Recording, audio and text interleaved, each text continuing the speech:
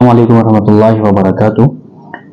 اس سے پہلے کی کلاس میں ہم لوگوں نے اسم کی علامتوں کے بارے میں جانا تھا کہ کون سی علامت اسم کی ہوتی ہے اور اسم کسے کہتے ہیں، اس کی بھی وضاحت کی گئی تھی۔ آج کی اس کلاس میں ہم لوگ اسم کی قسموں کے بارے میں جانیں گے۔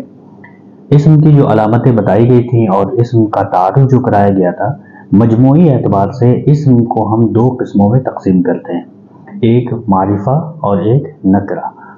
معرفہ اور نکرہ دو قسمیں ہیں اسم کی۔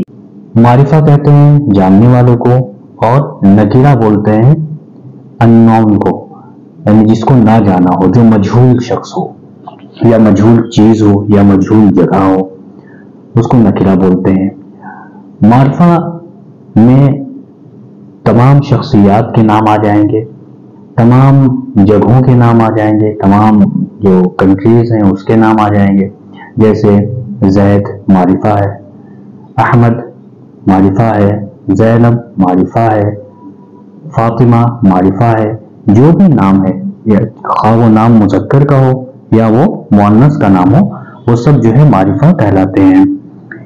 اس کے بعد جگہوں کے نام یا ملک شہر کے جو نام ہوتے ہیں وہ بھی معرفہ ہوتے ہیں، اسلام آباد، کراچی، راول پنڈی، اور اسی طرح امریکہ، ترکی، انڈیا، پاکستان، یہ سارے جو کنٹریز کے نام ہیں وہ بھی معرفہ کہلاتے ہیں۔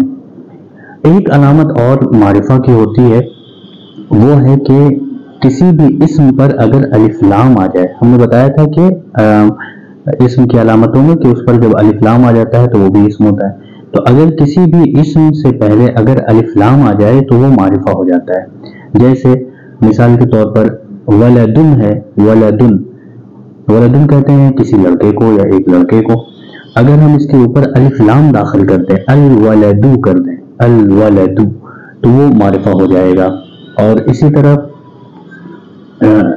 بنتن ہے، یعنی کوئی لڑکی، اس کے اوپر ہم اگر الف لام داخل کر دیں تو ہو جائے گا البنتو، تو وہ بھی معرفہ ہو جائے گا۔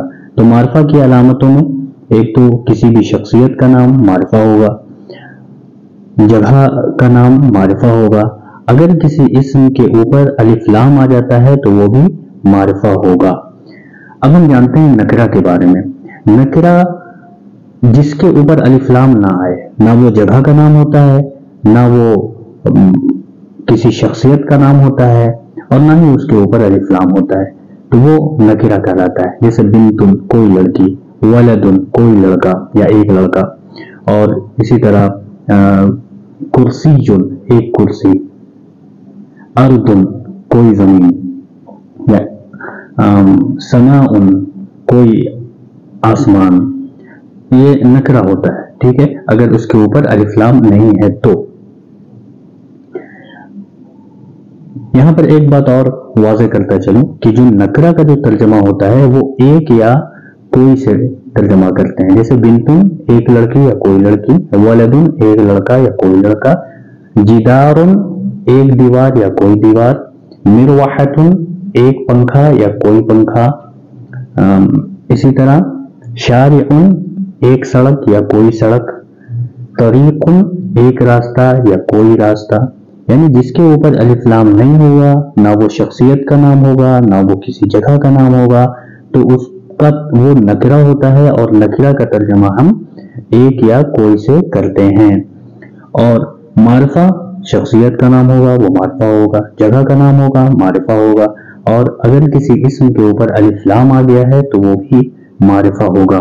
اور معرفہ کا ترجمہ جو ہم کرتے ہیں وہ سیدھا کرتے ہیں، وہ ایک یا کوئی نہیں لگاتے ہیں۔ جیسے ولدن ایک لڑکا، الولدو لڑکا۔ جیسے انگلش میں ہم دا کا پریوگ کرتے ہیں، دا کا استعمال کرتے ہیں، انگلش میں جس طرح ہم دا کا استعمال کرتے ہیں، جیسے دی بوائے، تو وہ الولد ہے، دی بوائے الولد۔ تو یہاں پہ ایک بات اور واضح کرتا چلوں کہ جب اسم پر الف لام ہوتا ہے تو اس کے آخر تنوین نہیں آتی ہے، جیسے الولدو ہوگا، الولدن غلط ہوگا۔ اور اگر کسی اسم پر الف لام نہیں ہے، وہ نکرہ ہے، تو اس کے آخر میں ہم تنوین داخل کرتے ہیں، جیسے ولدن، الولد ولدن، البنت बिन्तुन नकरा में तनवीन दाखिल करते हैं। तो ये इस्म की किस्में थी, मारिफा और नकरा। और मारिफा कहते हैं जानी हुई चीजों को, और नकीरा कहते हैं ना जानी हुई चीजों को। जो मजहूल होता है वो नून नहीं होता है, जाना हुआ नहीं होता है। इसके साथ साथ अब हम जानेंगे ज़माइर के बारे में। ज़माइर भी नाउन होता है, यानी इस्म होता है। ज़माइर की कुछ शक्लें हैं, जैसे ज़मीर फ़ाइली होती है, ज़मीर इज़ाफ़ी होती है, और ज़माइर मफ़ऊली होती है। तो उस ज़माइर को जान लें, इसके बारे में हम इंशाअल्लाह आगे जानेंगे। सबसे पहले हम जानेंगे ज़माइर फ़ाइली के बारे में। ये 14 होते हैं।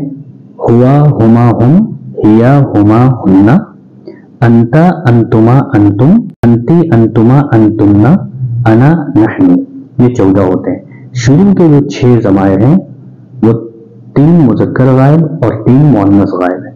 उसके बाद के जो 6 ज़माइर हैं 3 मुज़क्कर हाज़िर और 3 मुअन्नस हाज़िर, और 2 जो हैं एक वाहिद मुतकल्लिम और जमा मुतकल्लिम। तर्जुमा होगा, हुआ मतलब वो एक मर्द, हुमा मतलब वो 2 मर्द, हुम मतलब वो 3 मर्द। इसी तरह हिया वो एक औरत, हुमा वो 2 औरतें, और हुन्ना वो सब औरतें। अंता तू एक मर्द, अंतुमा तुम 2 मर्द, अंतुम तुम सब मर्द, और अंती तू एक औरत, अंतुमा तुम 2 औरतें, अंतुन्ना तुम सब औरतें, अना मैं एक मर्द या औरत, नहनु हम सब मर्द या औरत।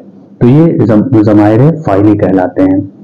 और दूसरे जो ज़माइर हैं वो भी 14 होते हैं। वो हैं ज़माइर मफ़ऊल, यानी मफ़ऊली ज़माइर होते हैं। तो इसके बारे में हम आगे जानेंगे, लेकिन ज़माइर को याद करना ज़रूरी है। जैसे हु, हुमा, हुम, हा, हुमा, हुन्ना, का, कुमा, कुम, की, कुमा, कुन्ना, नी, ना। ये 14 हैं।